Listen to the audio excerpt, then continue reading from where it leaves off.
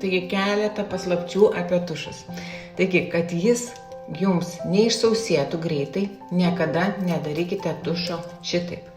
Visada tik tais pavoliojam ir ištraukiam.